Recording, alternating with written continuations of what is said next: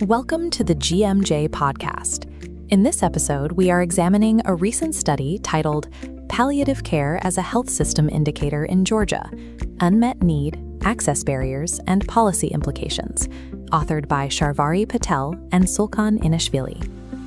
According to the World Health Organization, 56.8 million people require palliative care every single year. The Lancet Commission expands on this, estimating that over 61 million people annually experience serious health-related suffering requiring active symptom management. This demand is accelerating as global demographics age and the prevalence of non-communicable diseases like cancer and cardiovascular conditions rises. The arithmetic of health-related suffering grows steeper each year. Yet an immense gap exists between that demand and the available care. Only about 14% of the global population who need palliative care actually receive it. The vast majority of this 86% coverage gap is concentrated in low and middle income countries. Failing to reach 86% of the population represents a systemic collapse of universal health coverage principles on a global scale. Palliative care is often misunderstood as a specialized end-of-life service restricted to oncology wards. The reality of modern healthcare dictates a much broader application. Patil and Inaishvili position palliative care as a tracer condition for the broader health system. Because this discipline requires complex coordination, tracking its delivery maps the strengths and weaknesses of the entire health architecture, from medication supply chains to primary care networks.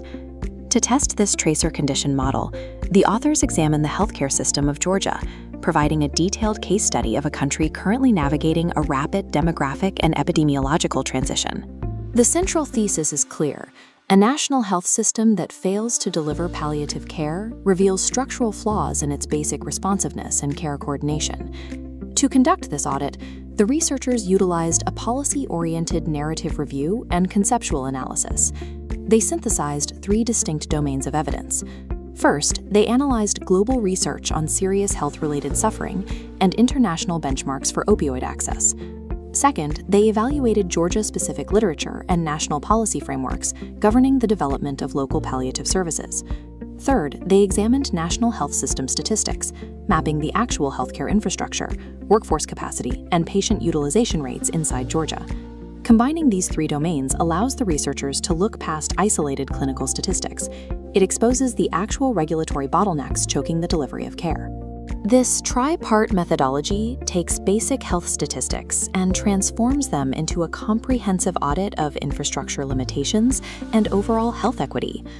The first major finding from the Georgia-specific literature reveals severe limitations in geographic coverage.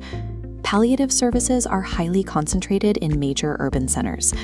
This structural layout leaves significant gaps for populations living in rural or remote areas. This urban density masks a critical underdevelopment of community-based and home-based palliative care models across the country. There are severe workforce constraints at play here, specifically a lack of professional palliative training integrated into mainstream primary healthcare delivery. Forcing patients with advanced progressive illnesses to travel long distances to urban hospitals just for basic symptom management is structurally unsustainable. Concentrating these services exclusively in centralized facilities erodes the basic promise of continuous care for the majority of the population. The analysis now turns to the most critical systemic bottleneck identified in the study: the administrative and regulatory barriers affecting essential medicines. This chart shows the global distribution of medical morphine consumption. It reveals that over 80% of the world's population lives in countries with inadequate access to basic opioid analgesics. That global macro statistic is mirrored perfectly within the microenvironment of Georgia's regulatory framework. Strict administrative rules, originally designed to prevent illicit drug diversion, end up paralyzing legitimate prescribing practices for physicians trying to treat patients. A standard physician faces immense friction and a mountain of administrative red tape simply to legally dispense basic, necessary pain management. The required policy solution is known as balanced opioid policy. This approach maintains the necessity of preventing drug abuse, but ensures those regulations do not cut off critical patient access to pain relief. Without balanced policies, palliative care cannot function. A health system's inability to deliver a cheap, basic analgesic to a suffering patient provides proof of a broken supply chain and compromised health equity. The Georgian case proves that access to palliative care is dictated by overarching structural factors rather than isolated clinical availability. To fix this, the authors recommend 3 specific policy shifts. The first is a deliberate reallocation of funding and focus towards decentralized, community-based care networks. The second required shift is the immediate implementation of balanced opioid policies to remove the administrative bottlenecks for prescribers. The third is systematic workforce development, ensuring that mainstream healthcare providers receive improved professional training in pain management. These lessons from Georgia scale outward, providing a model for other low and middle income countries navigating similar demographic aging and rising NCD rates. Solving the palliative care crisis forces a government to repair its primary care networks and its pharmaceutical supply chains.